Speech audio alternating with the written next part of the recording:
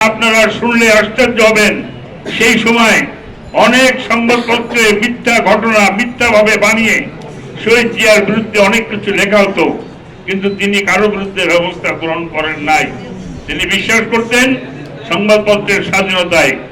এবং শুধু তাই না, তারপরে আমরা দেখেছি হুসেইন মোহাম্মদ এরশাদ যখন নির্বাচিত সরকারকে বন্দুকের জোরে ক্ষমতার থেকে হটিয়ে দিয়ে বাংলাদেশের রাষ্ট্র ক্ষমতা দখল করেছিল, তখন দেশনেত্রী বেগম খালেদা জিয়া একজন গৃহবধূ থেকে তিনি বাংলাদেশের মানুষকে নেতৃত্ব দিয়েছেন, আন্দোলন করেছেন, জনগণের ম্যান্ডেট নিয়ে ভোট নিয়ে বাংলাদেশের রাষ্ট্র ক্ষমতায় গিয়েছিলেন।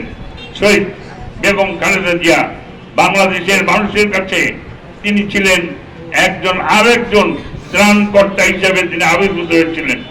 আমরা আজকে যেখানে দাঁড়িয়ে আছি, জনগণের ভোট নিয়ে আমরা দেখেছি এই সরকার গঠিত হয়েছে, জনগণের ম্যান্ডেট নিয়ে বাংলাদেশের মানুষ নিরঙ্কুশভাবে বিএনপিকে রাষ্ট্র ক্ষমতায় পাঠিয়েছে, কিন্তু ষড়যন্ত্র এখনো থেমে নাই।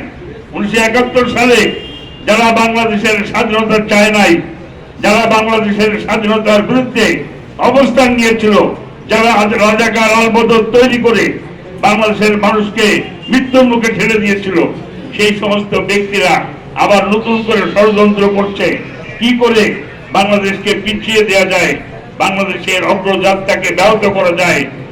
তারেক রহমানের নেতৃত্বে যে বাংলাদেশ শুরু হয়েছে, সে বাংলাদেশকে কি করে পিছনের দিকে ঠেলে দেওয়া যায়। শহীদ রাষ্ট্রপতি এবং দেশনেত্রী বেগম খালেদা জিয়ার পথ অনুসরণকারী, তাদের সুযোগ্য সন্তান, সমসাময়িক রাজনৈতিক অঙ্গনের সবচেয়ে জনপ্রিয় রাজনৈতিক ব্যক্তিত্ব মাননীয় প্রধানমন্ত্রী তারেক রহমান, তার বিরুদ্ধে ষড়যন্ত্র হচ্ছে, সরকারের বিরুদ্ধে ষড়যন্ত্র হচ্ছে, দেশের বিরুদ্ধে ষড়যন্ত্র হচ্ছে। বিবেক ফিরিয়ে দিয়েছে, বাংলাদেশের মানুষের ভোট অধিকার ফিরিয়ে দিয়েছে, বাংলাদেশের মানুষের বাক স্বাধীনতাকে ফিরিয়ে দিয়েছে। بسم الله الرحمن الرحيم قل هو الله أحد الله الصمد لنكونن من الخاسرين ربنا لا تزغ قلوبنا إذ هديتنا وهب لنا من لدنك إنك أنت الوهاب। ইয়া আল্লাহ তাআলা, আমরা কত ভাই গুনাহগার বান্দা, একত্রে ক্লাস পাঠ করা হয়ে আসে। ইয়া আল্লাহ, এখানে যে তওবাতুল্লাহ পাঠ করা আছে, আল্লাহ ইয়া মদিনা মুহাম্মদ মুস্তাফা সাল্লাল্লাহু আলাইহি ওয়াসাল্লামের রওজা দিয়ে বকশিশ করিয়া দিন, গুনাহটাকে maaf করিয়েন। ইয়া আল্লাহ, তার কবরখানাকে জান্নাতুল ফেরদৌস নসিব করিয়া দিন।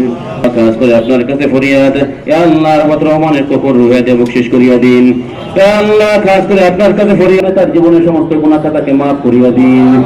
ইয়া আল্লাহ, খাস করে আপনার কাছে ফরিয়াদ, আল্লাহ অসুস্থতাকে আপনি সুস্থতা দান করিয়া দিন।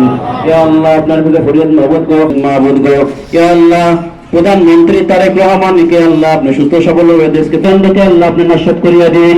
ইয়া আল্লাহ, খাস করে আপনার কাছে ফরিয়াদ, আল্লাহ আমাদের সকলের মুরসালিন ওয়ালহামদুলিল্লাহি রাব্বিল আলামিন ওয়া লা ইলাহা ইল্লাল্লাহু মুহাম্মাদুর রাসূলুল্লাহ।